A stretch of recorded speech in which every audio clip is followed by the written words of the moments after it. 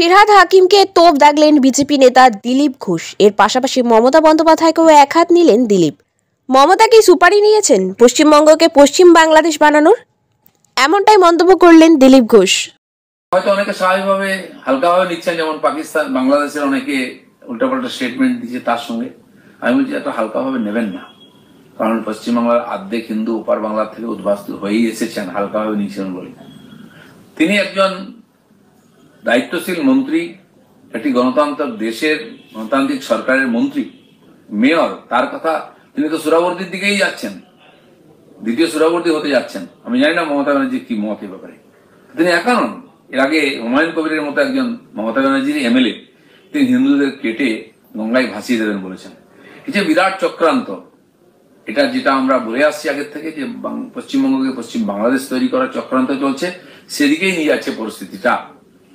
এখানে উনি চাইছেন যে পশ্চিমবাংলায় তথা ভারতবর্ষে হিন্দুরা শেষ হয়ে যাক, মুসলিম মেজরিটি হোক, হিন্দু শূন্য হোক।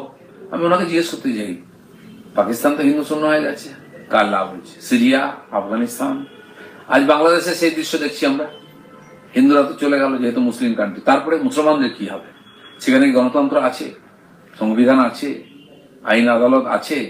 যে দেশের প্রধানমন্ত্রী দেশে থাকতে পারে না, সুপ্রিম কোর্টের বিচারপতি থাকতে পারে না, ওখানে এমএলএ এমপি যোগেন মন্ডলের মতো মন্ত্রীকে পালিয়ে আসতে হয়েছিল, ইতিহাস আমরা ভুলিনি। কিন্তু এই ববি হাকিমের মতো মৌলবাদী কট্টর নেতা, যারা রাজনীতিক দিকের ছদ্মবেশেতে আর প্যান ইসলামিক যে ষড়যন্ত্র তাকে সফল করার চেষ্টা করছেন, তাদের মুখ দিয়ে কখনো কখনো সত্য বেরিয়ে যায়।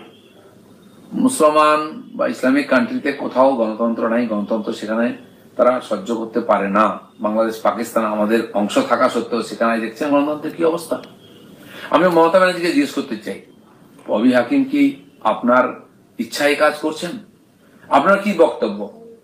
ববি হাকিম বা আপনার যে এমএলএ বক্তব্য রাখছেন হুমায়ুন কবির, সে ব্যাপারে আপনার বক্তব্য কি? কথায় কথায় আপনারা বলেন যে প্রধানমন্ত্রীর বক্তব্য চাই, কোথাও কিছু হয়ে গেলে আপনার বক্তব্য শুনতে চাই। আপনার কি সমর্থন আছে? ইনডাইরেক্টলি আপনি কি এখানকার মৌলবাদী মুসলমানদের মুখ হয়েছেন? আপনার ছাতার তলায় কি পশ্চিমবঙ্গ মুসলিম কান্ট্রি হতে যাচ্ছে? নাহলে আপনি চুপ কেন? ওই রকম একজন যিনি সংবিধানের শপথ নিয়েছেন, তিনি একথা কি করে বলতে পারেন? হয় ওনাকে মন্ত্রিমন্ডল থেকে বাদ দিন, পার্টি থেকে বাদ দিন, নাহলে বলুন সেটা ওনার ব্যক্তিগত মতামত। এ ব্যাপারে নিশ্চয়ই আপনারা কিছু বলবেন না, কুণাল ঘোষও কিছু বলবেন না, কারণ তিনি বলতে গেলে আপনি ববি হাকিমকে সরাবেন। এ ব্যাপারে আপনার সমর্থন আছেন? আপনি কি আর সুপারি নিয়েছেন পশ্চিমবঙ্গকে মুসলিম কান্ট্রি বানাবার? এই প্রশ্ন করার সময় এসেছে, চিন্তা করার সময় এসেছে।